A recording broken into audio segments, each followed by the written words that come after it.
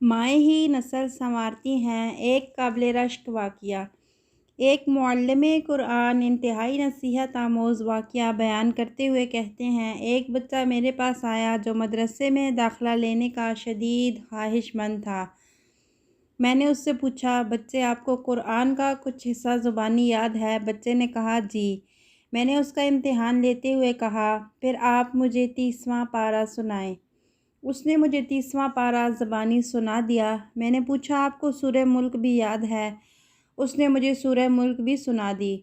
مجھے بڑا تعجب ہوا کہ اس چھوٹے سے بچے نے کم سنی کے باوجود قرآن کریم کا کچھ حصہ حفظ کیا ہوا ہے۔ میں نے اس سے سورہ نحل سنانے کو کہا تو اسے وہ بھی یاد تھی۔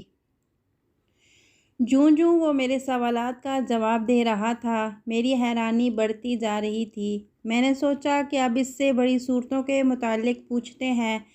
میں نے کہا، آپ کو سورۃ البقرہ بھی یاد ہے؟ اس نے ہاں میں جواب دیا اور ساتھ ہی کسی غلطی کے بغیر سورۃ البقرہ بھی زبانی سنا ڈالی۔ میں نے متعجب ہو کر پوچھا، بچے لگتا ہے آپ نے پورا قرآن حفظ کر رکھا ہے؟ اس نے کہا جی۔ یہ سنتے ہی فرط مسرت سے میری زبان سے بے ساختہ سبحان اللہ، ماشاء اللہ، تبارک اللہ کے الفاظ ادا ہونا شروع ہو گئے۔ میں نے اس سے کہا، آپ کل میرے دفتر آ جائیے گا اور ساتھ اپنے سرپرست کو بھی لیتے آئیے گا۔ میں بچے کے جانے کے بعد حیرت و استعجاب کے سمندر میں ڈوبا رہا اور دل ہی دل میں تانے بانے بنتا رہا کہ یقیناً اس کے والد صاحب دین کے پابند، نیک سیرت اور قرآن سے شدید محبت رکھنے والے ہوں گے، جس کے نتیجے میں اس نے ایک بچے کو اتنی چھوٹی عمر میں قرآن یاد کرا دیا ہے۔ مجھے اس وقت حیرانی کا شدید جھٹکا لگا۔ جب وہ کل صبح اپنے والد صاحب کو لے کر آیا تو اس کے والد صاحب ظاہری شکل و صورت سے بالکل بھی متبع سنت اور پابند شریعت نہیں لگ رہے تھے۔ اس بچے کے باپ نے میری پریشانی اور استعجاب کو بھانپ لیا اور فوراً بولا، میں جانتا ہوں کہ آپ میرے اس بچے کا والد ہونے کی وجہ سے حیران و ششدر ہو رہے ہیں۔ میں ابھی آپ کی حیرت ختم کیے دیتا ہوں۔ اصل بات یہ ہے کہ اس بچے کے حفظ قرآن کے پیچھے اس کی والدہ کا ہاتھ ہے، جو بچوں کی تربیت کے حوالے سے 1000 آدمیوں کے برابر ہے۔ آپ یہ بات سن کر مزید حیران ہوں گے کہ میرے 3 بیٹے ہیں اور سب قرآن کے حافظ ہیں۔ میری سب سے چھوٹی بیٹی 4 سال کی ہے اور وہ بھی 30واں پارہ حفظ کر چکی ہے۔ میری حیرانی انتہا کو پہنچ چکی تھی۔ میں نے پوچھا، یہ کیسے ممکن ہے؟ 4 سال کی بچی نے 30واں پارہ کیسے یاد کر لیا ہے؟ اس نے جواب دیا، بچوں کی والدہ کا طریقہ کار یہ ہے کہ جب بچہ بولنا شروع کرتا ہے تو وہ اسے قرآن یاد کروانا اور حفظ قرآن کا شوق دلانا شروع کر دیتی ہے۔ وہ بچوں کا مقابلہ کرواتی ہے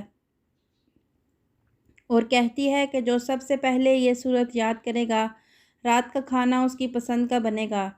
جو سب سے پہلے پارہ حفظ کرے گا، ہم ویکنڈ پر اس کی پسند کی جگہ جائیں گے۔